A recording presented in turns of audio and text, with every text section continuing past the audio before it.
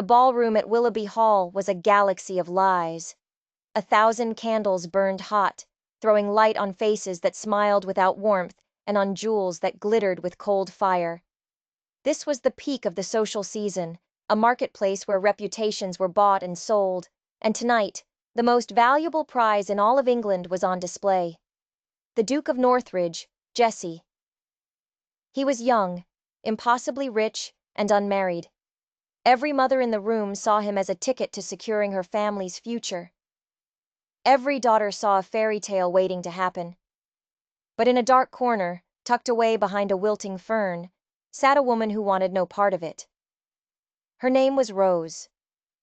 The whispers in the room had already given her a different title, the widow of Ivy Cottage. At just 22, she had already been discarded by life. Her marriage to a kind young vicar had been cut short by fever, leaving her with no fortune, no title, and a small cottage that was both her refuge and her cage. She wore a simple lavender dress, the color of a fading bruise, a stark island of quiet grief in a sea of vibrant, predatory silks. The great doors swung open, and a hush fell. The Duke had arrived. Jesse moved through the room with the easy confidence of a man who had never been denied anything. He was handsome, his shoulders broad, his eyes sharp. He knew he was being watched, judged, and he played his part perfectly, nodding here, smiling there. He was the new lord of the county, and he needed to make the right alliances. His eyes swept the room, cataloging the hopeful faces, and then, for a brief moment, they snagged on the corner where Rose sat. He saw her stillness, her complete separation from the frantic energy of the room, and a flicker of genuine curiosity sparked within him. He leaned toward the woman nearest him, a notorious gossip named Mrs. Croft, whose words were as sharp and polished as her diamonds. "Tell me," Jesse murmured, "who is the young woman in lavender?" Mrs. Croft's lips tightened into a cruel little smile. She saw her chance. This was how power was built, by guiding the powerful away from the weak. "Oh, that," she whispered, her voice dripping with dismissive pity. "That is simply Rose. A nobody, your grace. Do not concern yourself. Her husband left her with nothing, not even a child. She is a sad little creature, best ignored. To be seen with her, well, it would do your reputation significant harm." Jesse was new here. He was insecure. He wanted to fit in, to be accepted by these people. He took Mrs. Croft's poison as gospel. The spark of curiosity in his chest was instantly extinguished, replaced by a cold, calculated caution. He nodded, filing her away under liability. He turned his back on her corner, a deliberate final dismissal. But Rose had seen it all. She saw him look. She saw him speak to Mrs. Croft. And she saw the warmth in his eyes freeze over into chips of ice. She knew exactly what had been said, what poison had been poured into his ear. A tiny fragile hope she hadn't even realized she was holding shattered inside her. But she would not hide. She was not pitiful. She was not a nobody. Gathering every ounce of her courage, she stood up. She smoothed down her simple gown and began to walk. The vast marble floor felt like a mile-long sheet of ice. The whispers followed her, a wave of malice at her back. Her heart hammered against her ribs, a frantic, trapped bird. But she kept walking, right towards the Duke. She reached him and curtsied, her eyes downcast for just a second before she lifted them to meet his. "Your Grace," she said, her voice quiet but clear. "I am Rose. Welcome to the county. I live at Ivy Cottage." Jesse was momentarily startled by her bravery, but Mrs. Croft's warning was a steel wall in his mind. It would do your reputation significant harm. He looked down at her, his face a mask of cold indifference. He didn't smile. He didn't bow. He didn't offer a single word of greeting. Instead, he gave a short, dismissive nod and then physically turned his shoulder to her, launching into a loud conversation with the man next to him. He erased her. The snub was so public, so absolute, that a collective gasp rippled through the onlookers. A wave of heat washed over Rose, the fire of pure, undiluted humiliation. The laughter in the room now seemed aimed directly at her, 100 tiny arrows piercing her skin. With a strength she didn't know she possessed, she held her head high, turned, and walked away. She didn't go back to her chair. She didn't look at anyone. She walked straight out of the ballroom, through the grand hall, and into the cold, forgiving darkness of the night. The ride home was a blur of shadows and tears. When she finally reached the safety of Ivy Cottage, she stumbled inside, bolted the door, and sank to her knees. She prayed not for revenge, but for strength. She prayed for the faith to believe that her worth wasn't decided in a ballroom full of cruel strangers. The world was locked out. The house was silent. But as she knelt there, weeping in the darkness, a tiny, resilient seed of hope inside her refused to die. And it was a good thing, because the nightmare was only just beginning. The sting of the Duke's rejection faded, but it left a scar. Life for Rose returned to its quiet rhythm, punctuated by the daily tasks of tending her garden and helping the poor in the village. She moved like a ghost through the turning autumn leaves, a silent figure in lavender, her grief a cloak she couldn't take off. She became a story people told, the pitiful widow, the woman the Duke himself had scorned. And that story had consequences. At Northridge Manor, Jesse was finding his title to be a cold comfort. The sprawling estate felt more like a prison, its echoing halls a constant reminder of his own emptiness. He tried to busy himself with the estate's accounts, with social calls, with anything to distract him from the nagging image of Rose's face at the ball. He told himself he'd done what was necessary, what was smart. But he couldn't shake the memory of her dignity, or the shame of his own cowardice. He had listened to a snake, and now the venom was in his own veins. The weather turned sour, mirroring the turmoil in his heart. A cold, relentless rain fell for 2 days straight, turning the world to mud and misery. On the third day, unable to bear the suffocating silence of the manor any longer, Jesse ordered his horse, a powerful black stallion named Titan. He ignored his stable master's warnings about the treacherous ground and galloped out into the storm, desperate for the physical sting of the rain to wash away his guilt. He rode hard and fast, pushing the horse to its limits. He was on a narrow path at the very edge of his property when it happened. A sudden, deafening clap of thunder exploded overhead. Titan, already on edge, reared violently. But it wasn't just the thunder. Jesse caught a flash of movement in the trees, a dark shape that shouldn't have been there. The horse's hooves lost their purchase on the slick, muddy leaves. Jesse was thrown, his body twisting in midair. He landed with a sickening crunch, a bolt of white-hot pain shooting up from his ankle. The world went black for a second. When he came to, Titan was gone, having bolted into the dense, dark woods. Jesse was alone, lying in the cold mud, soaked to the bone, with an ankle that was clearly broken. He tried to stand, but the agony was blinding. He was miles from the manor, the rain was turning to icy sleet, and the sun was beginning to set. This was no longer just an inconvenience. This was dangerous. He started to drag himself through the mud, using a fallen branch as a pathetic crutch. Every movement was a fresh wave of torture. Then, through the sheets of rain, he saw it.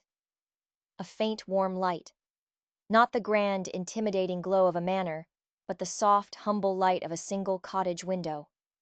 With no other choice, he began the agonizing crawl toward it.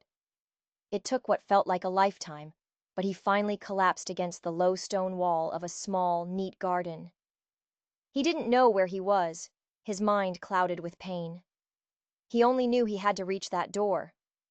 He pulled himself up, leaned his full weight against the frame, and let the heavy brass knocker fall. The door swung open, and there she stood, Rose. She was holding a candle, its flame illuminating the shock on her face. For a long moment, they just stared at each other. The arrogant duke and the scorned widow, the ballroom's brutal silence hanging between them in the stormy air. He saw the recognition in her eyes, but it wasn't followed by triumph or anger. It was followed by something else, something he didn't deserve. Concern. "Your Grace," she breathed, her voice filled with disbelief. I fell," he gritted out, the words tasting like ash. "My horse." He didn't need to finish. Without a word of reproach, without a hint of satisfaction, her instinct for kindness took over. "You must come in," she said, her voice firm. She stepped aside, and he hobbled across the threshold into the warmth. The room was small and simple, but it was clean, and a fire crackled in the hearth. It smelled of lavender and baking bread. It felt, he realized with a sudden gut-wrenching clarity, like a home. She helped him to a chair, draped a thick wool blanket over his shivering shoulders, and knelt to examine his ankle. Her touch was gentle but confident. "It's a bad sprain," she said, "but I don't think it's broken." She bathed his ankle in cool water and applied a soothing salve made from herbs from her own garden. All the while, she didn't ask a single question about the ball. She didn't make him grovel. She simply tended to his wounds. He sat there, wrapped in her blanket, drinking the hot tea she'd made him, and saw her for the first time. He saw the well-read books on her shelves, the Bible on her table, the quiet strength in her hands. Mrs. Croft's words echoed in his mind. Pitiful, a disappointment, a nobody. And he knew, with absolute certainty, that they were vicious lies. This woman was stronger and more graceful than any of the silk-clad peacocks at the ball. She was real. As the storm began to pass, Jesse finally found his voice. "Miss Rose," he said, his voice thick with a shame that was more painful than his ankle. "I must thank you, and I must apologize. My behavior at the ball was inexcusable." She turned from the window, her expression calm. "There is no need to speak of it, Your Grace," she said softly. "You were hurt, and I was able to help. That is all that matters." Her forgiveness, offered so freely, was like a hot coal on his soul. It was a condemnation far more powerful than any anger could have been. When he finally left Ivy Cottage, carried back to his empty manor in a borrowed cart, he knew that his broken ankle was the least of his injuries. The real damage was to his own character, and he had no idea how to even begin to fix it. The worst part was, he still didn't understand the whole truth. He thought this was about his own pride. He had no idea that he had stumbled into the middle of a war, and that Rose wasn't just a victim. She was the target. The grand halls of Northridge Manor became Jesse's personal purgatory. Every tick of the clock, every rustle of the servants' clothes, seemed to mock his inaction. His sprained ankle was a throbbing, physical reminder of his humiliation, but the real agony was in his conscience. He kept replaying the scene at the cottage. Rose's quiet competence, her undeserved kindness. It was a grace he had never encountered in his own shallow world. He had built his life on the shifting sands of social standing, and she had shown him what it was to stand on solid rock. His brooding did not go unnoticed. His grandmother, Lady Agatha, a woman with eyes that missed nothing and a mind as sharp as a razor, had arrived for the season. She watched him limp through his days, his face a mask of thunder, and decided she'd had enough. "The storm outside has passed, Jesse," she said one evening, pinning him with her gaze. "It's time you told me about the one raging inside you." And so he did. He confessed everything. The gossip, the public snub, the accident, and the kindness he had received in return. "She was a true lady, Grandmama," he finished, his voice raw with regret. "And I was a monster." Lady Agatha listened, her expression unreadable. When he was done, she didn't offer comforting platitudes. She offered the cold, hard truth. "You judged a diamond by the dirt on the box, my boy," she said, her voice stern. "You let a venomous old gossip like Mrs. Croft poison your judgment. A title doesn't make you a man of honor, Jesse. Your actions do. And you acted without honor. Her words were a slap in the face, but it was a slap he needed.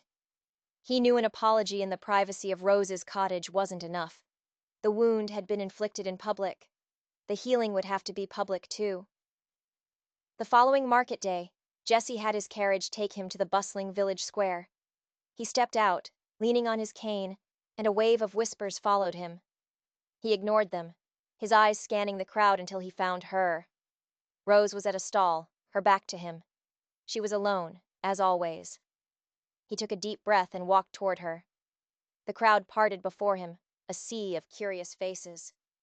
Mrs. Croft was there, her eyes narrowing with suspicion. This was not part of her plan. Jesse stopped directly in front of Rose, and then he did something that sent a shockwave through the entire village. He bowed.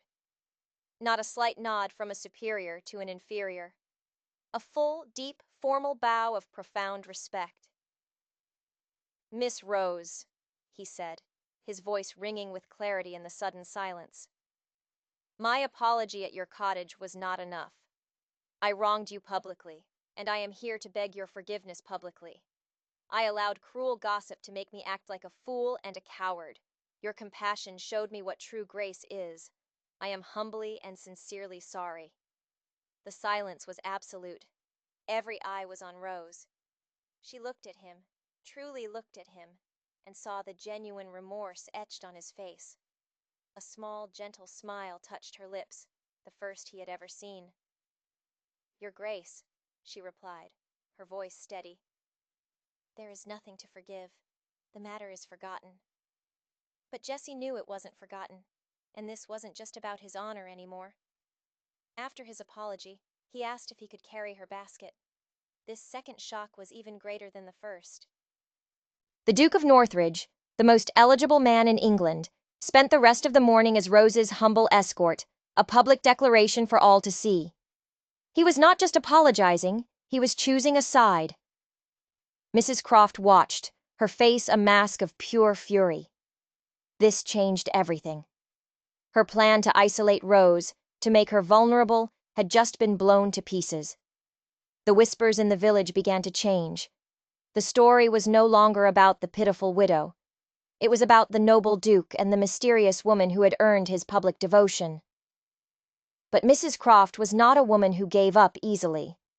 If public scorn and isolation wouldn't work, she would have to escalate. She couldn't let Rose and the Duke get closer. She couldn't let them start talking, because if they did, they might start asking questions. Questions about Rose's late husband, and questions about how exactly he died. Back at the manor, Lady Agatha wasn't satisfied with Jesse's public gesture. She was a woman who believed in patterns, a malicious gossip, a sudden public snub, a convenient riding accident. It felt like more than just high society drama. It felt coordinated. "Tell me about Rose's husband," she demanded of Jesse. "The vicar." "He died of a fever 2 years ago," Jesse said. "That's what everyone says." "And what does Mrs. Croft have against Rose? Is it just snobbery?" "I assumed so. She called her a disappointment, said she had nothing." "Nothing is a powerful motivator, Jesse," his grandmother said, her eyes glinting. "Sometimes people will do a great deal to make sure someone has nothing. Start digging. Find out everything you can about the late vicar. And about Mr. Croft's business dealings. I have a feeling this is not about a lavender dress." Jesse was beginning to agree. His guilt was slowly being replaced by a cold, growing suspicion. The flash of movement he'd seen in the trees before his fall, had it been his imagination? Or had someone been there, waiting for him? The game had changed. This wasn't a romance. It was a hunt. And Jesse was starting to suspect that he and Rose were the prey. The public apology in the market square was a declaration of war. Jesse's simple act of carrying Rose's basket sent a clear message to the entire county. She was under his protection. The tide of public opinion, so easily swayed, began to turn. The whispers didn't stop, but now they were tinged with curiosity and respect instead of scorn. For Rose, it was like the sun breaking through the clouds after a long winter. People who had shunned her now nodded politely. The shopkeeper, who had once refused to serve her now, rushed to hold the door. But this newfound peace was fragile, and she knew it. The hatred in Mrs. Croft's eyes had been too real, too deep. This wasn't over. Jesse began calling on Rose at Ivy Cottage, always with his grandmother as a chaperone. At first, the visits were formal, a continuation of his apology.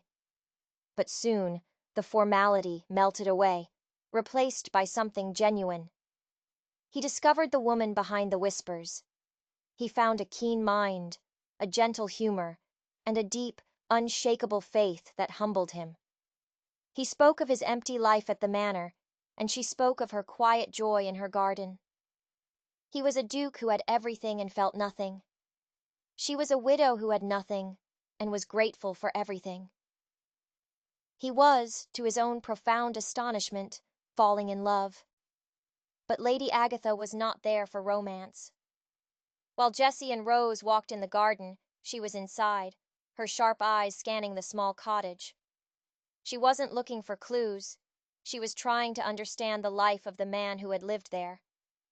The vicar. She found his old desk, a simple wooden thing, and in the back of a drawer, tucked beneath some old sermons, she found a small, leather-bound journal. It wasn't a diary. It was a ledger. Page after page was filled with the vicar's neat, precise handwriting, documenting dates, names, and sums of money. It detailed a systematic scheme of fraud and theft, tracing missing church funds and charitable donations directly back to one man, Mr. Croft, the husband of the venomous Mrs. Croft. The final entry was dated the day before the vicar suddenly took ill with his fatal fever. It read, "He knows I have the proof. I fear he will stop at nothing. I have hidden the original ledgers in the one place God's eye is always upon." Lady Agatha's blood ran cold. This was not about social climbing. This was about murder. Rose's husband hadn't died of a fever. He had been silenced. And Mrs. Croft's campaign against Rose wasn't about snobbery. It was a desperate, panicked attempt to isolate and intimidate her, to drive her from the cottage so the Crofts could search it and destroy the evidence that could ruin them. Jesse's accident suddenly made horrifying sense. Mrs. Croft must have seen his growing interest in Rose. He wasn't just a social complication. He was a potential ally for Rose, a powerful man who could help her uncover the truth. He had to be removed. The tripwire, the figure in the woods, it had all been real. It was an attempted murder. Lady Agatha found Jessie and Rose in the garden, the evening sun casting long shadows around them. "We need to talk," she said, her voice grim. "Both of you." Inside the small, quiet cottage, she laid the journal on the table. As Rose read her late husband's words, her face went pale. The grief she had carried for 2 years was suddenly twisted into something far darker. The horror of betrayal and the cold reality of violence. The man she had mourned had been a warrior for justice, and his death was not a tragedy. It was an execution. Jessie read the ledger over her shoulder, his guilt transforming into a white-hot rage. He had been a pawn in their sick game, his pride and insecurity the weapons they had used against this innocent woman. He had helped the very people who had likely murdered her husband. The pieces clicked into place with terrifying speed. Mrs. Croft's lies, the harassment, his accident. It was all part of a cover-up, and the original ledgers, the real proof, were still hidden somewhere in this cottage. "The one place God's eye is always upon." Jesse read the final line aloud, his mind racing. Where would a vicar hide something? Not in a safe, not buried in the ground. He would hide it in plain sight, under the protection of his faith. His eyes scanned the room, the simple furniture, the bookshelf, the fireplace. Then he saw it. On a small table by the window, catching the last rays of the sun, was the vicar's old, worn Bible. It was the most obvious place in the room. and that's why no one would ever think to look. He walked over to the table and picked it up. It felt heavier than it should. He opened the cover, and his breath caught in his throat. The first dozen pages were the book of Genesis, but the rest of the book had been hollowed out, its pages carefully cut away to create a hidden compartment. And nestled inside were two thick, cloth-bound accounting ledgers. They had found it. The proof. The weapon that could destroy the Crofts forever. But as they stood there in the fading light, a sound from outside made them all freeze. It was the crunch of carriage wheels on the gravel path, followed by a loud, insistent knock on the door. They weren't the only ones looking for the truth, and their time had just run out. The knock on the door was like a hammer blow to the heart. Jessie, Rose, and Lady Agatha froze, the heavy ledgers feeling like lead weights in Jessie's hands. It could be a friendly villager, but they knew it wasn't. The timing was too perfect, too menacing. Jessie moved silently to the window, peering through a crack in the curtains. His blood ran cold. It was Mr. Croft's carriage, and standing on the doorstep were two large, thuggish men he didn't recognize. This was it. The Crofts knew they were close to the truth, and they had abandoned all pretense of subtlety. They were here for the ledgers, and they weren't going to ask politely. "Get to the back," Jessie whispered, his voice tight with urgency. "There's a cellar door in the kitchen. Hide in there. Don't make a sound." "I'm not leaving you," Rose said, her fear eclipsed by a sudden fierce defiance. This was her home. They had murdered her husband. She would not run. "This is not a debate, Rose," Lady Agatha snapped, her voice like steel. "You are the witness they can't afford to have. Jessie can handle them. Now go." The knocking grew louder, more violent. The wood of the door shuddered in its frame. Jessie shoved the ledgers into his grandmother's hands. "Go with her. Bar the door. I'll buy you time." He grabbed the heavy iron poker from the fireplace, its weight a small comfort in his hand. Lady Agatha, recognizing the cold logic of the situation, grabbed Rose's arm and pulled her toward the small kitchen. Just as they disappeared and the cellar door clicked shut, the main door to the cottage splintered and burst open. The two men filled the doorway, their faces set in grim, determined lines. They were not here to talk. "The Duke," the first man said, a flicker of surprise in his eyes. He clearly hadn't expected to find him here. "This doesn't concern you. We're here for the woman." "She's not here," Jessie lied, planting his feet, the poker held ready. "And you're on my land. I suggest you leave before you get hurt." The second man laughed, a low, ugly sound. "You're going to hurt us? With your bad ankle and your fireplace toy?" They advanced into the room, spreading out to flank him. Jessie knew he couldn't beat both of them, not injured as he was, but he didn't have to beat them. He just had to hold them off. He swung the poker in a wide arc, forcing them to back away. The first man lunged, and Jessie parried, the clang of iron on the man's forearm echoing in the small room. He was stronger than they expected, fueled by adrenaline and a righteous fury. He was no longer the preening duke from the ballroom. He was a man defending his home, defending the woman he loved. The fight was brutal and short. Jessie managed to land a solid blow on one man's shoulder, eliciting a cry of pain. But the other came at him from the side, kicking his injured ankle with vicious precision. The pain was explosive, blinding. Jessie collapsed to the floor, the poker clattering away from him. The men were on him in an instant, one pinning his arms while the other delivered a series of punishing blows. Through the haze of pain, Jessie heard a sound from the kitchen, a muffled cry. Rose. They had heard her.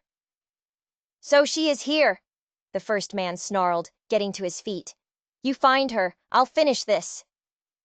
The second man kicked the cellar door.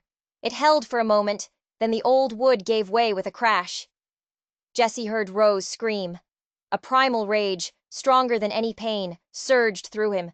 As the man above him raised his fist for a final blow, Jesse twisted his body and drove his good leg up with all his might, catching the man squarely in the jaw. The man's head snapped back, and he fell backward, stunned. Jesse scrambled for the poker, his ankle screaming in protest. He got to his feet just as the second man was dragging a struggling Rose out of the cellar, with Lady Agatha right behind him, brandishing a cast-iron skillet. "Let her go!" Jesse roared. The man holding Rose just grinned, pulling a long, wicked-looking knife from his belt. "Give us the books, your grace, or the widow pays the price her husband did." It was a standoff. Jesse with his poker, Lady Agatha with her skillet, and the man with a knife to Rose's throat. It seemed hopeless. And then another sound cut through the tense silence. It was the thundering of hooves, dozens of them. A bright light suddenly flooded the cottage as lanterns were thrust through the windows. "In the name of the Duke, drop your weapons," a voice boomed from outside. The man with the knife looked toward the door, his face a mask of disbelief. Framed in the broken doorway were not 2, but 10 of Jesse's estate guards, all armed with rifles, their faces grim. Jesse hadn't come to the cottage alone. Before his visit, haunted by his grandmother's suspicions, he had given his head groundskeeper a quiet order. If he wasn't back by nightfall, bring every armed man on the estate to Ivy Cottage. Night had fallen. The man holding Rose saw the rifles, saw the cold determination on the guards' faces, and knew the game was up. He threw Rose to the floor and made a desperate dash for the back window, but it was too late. The guards swarmed the cottage, and the 2 thugs were quickly, violently subdued. It was over. Jesse rushed to Rose's side, helping her to her feet. She was shaking, but she was unharmed. Lady Agatha stood over one of the captured men, the skillet still held high, looking every inch the furious matriarch. In the chaos, as the guards tied up the intruders, Rose looked at Jesse, her eyes wide with the terror of what had just happened, and the dawning realization of what he had done. He hadn't just apologized. He hadn't just courted her. He had anticipated the danger. He had protected her. He had saved her life. The wall around her heart, the last defense she had held onto, didn't just crumble. It was obliterated. She saw him not as a duke, but as her defender, her partner. In the wreckage of her small home, surrounded by armed men, something new and incredibly powerful was born. They had the ledgers. They had the criminals. But they both knew that delivering them to the local magistrate wasn't enough. The Crofts were wealthy and powerful. They could bribe, threaten, and lie their way out of anything. Justice couldn't be left to the system. It had to be delivered the same way the original crime had been committed. In public. For all to see. The plan was audacious, risky, and exactly what the Crofts deserved. They wouldn't be dragged to a courtroom by a local sheriff. They would be tried in the court of public opinion, in the very same ballroom where Rose had been so cruelly cast out. The upcoming autumn harvest ball at Willoughby Hall, the final grand event of the season, would be their stage. In the days leading up to the ball, a strange quiet fell over the county. The 2 thugs captured at the cottage were held in the Northridge Manor dungeons, and Mr. and Mrs. Croft, sensing the shift in power, retreated behind the walls of their own estate, refusing all visitors. They were cornered, but they weren't beaten yet. They still had their reputation and their wealth. They assumed Jesse would handle this quietly, a private deal to avoid a public scandal. They had fatally underestimated him. Jesse and Rose spent those days as a team, poring over the vicar's ledgers, preparing their case. The fear and adrenaline of the attack had forged a bond between them that was stronger than steel. They were no longer just a duke and a widow. They were partners in a quest for justice. The night of the ball arrived. The ballroom glittered just as it had before, 1,000 candles reflecting off the polished marble. The same people were there, dressed in their finest silks and jewels. But this time the atmosphere was different. It was thick with tension, with unanswered questions. When Jesse arrived, he was not alone. Rose was on his arm. She wasn't wearing lavender. She wore a gown of deep crimson, the color of courage and righteous anger. She was no longer hiding in the corners. She walked beside the Duke, her head held high, meeting the stunned gazes of the crowd with a calm, unwavering strength. The whispers were immediate, a firestorm of speculation. Then, the moment they had been waiting for arrived. Mr. and Mrs. Croft made their entrance. They tried to appear confident, smiling and nodding as if nothing was wrong, but a desperate fear flickered in their eyes. They saw Rose and Jessie standing together, and their smiles faltered. They knew this was a confrontation. The music stopped. All conversation died.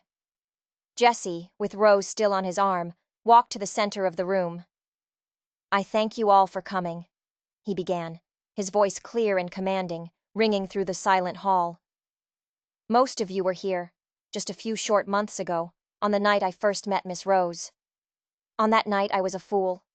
I allowed myself to be manipulated by lies, and I treated this good, honorable woman with a cruelty I will regret for the rest of my days." A murmur went through the crowd. Mrs. Croft's face was pale, her hands clenched at her sides.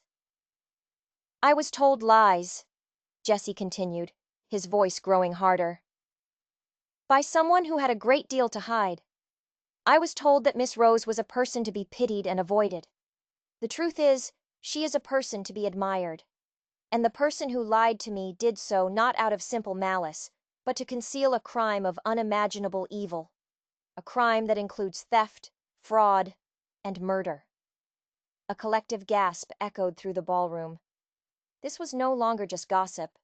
This was a scandal that would shatter their world. Jessie turned his gaze directly on the Crofts. "Mr. and Mrs. Croft, your long deception is over." "This is outrageous," Mr. Croft blustered, his face turning a blotchy red. "You have no proof." "Oh, but I do," Jessie said, his voice dropping to a dangerously quiet level. At that moment, Lady Agatha, who had been waiting by the door, stepped forward. Behind her marched 4 of Jessie's guards. 2 of them were carrying a small wooden desk, the vicar's desk from Ivy Cottage. The other 2 were carrying the 2 thugs from the cottage, now bound in chains. The guards placed the desk in the center of the room. Jessie walked to it and produced the vicar's Bible. "The late vicar was a man of God, but he was also a meticulous bookkeeper," Jessie announced. "He discovered that Mr. Croft had been embezzling from church funds for years. He documented it all." He opened the Bible and pulled out the hidden ledgers, holding them up for all to see. When the vicar confronted Mr. Croft, he was silenced. He didn't die of a fever, as Mrs. Croft would have you believe. He was poisoned. Mrs. Croft let out a strangled cry. "And when I began to show an interest in Miss Rose," Jessie continued, his eyes like ice, "they feared I would help her uncover the truth. So they tried to silence me as well. My riding accident was no accident. It was attempted murder, carried out by these 2 men, on the orders of the Crofts." One of the captured thugs, seeing that all was lost, finally broke.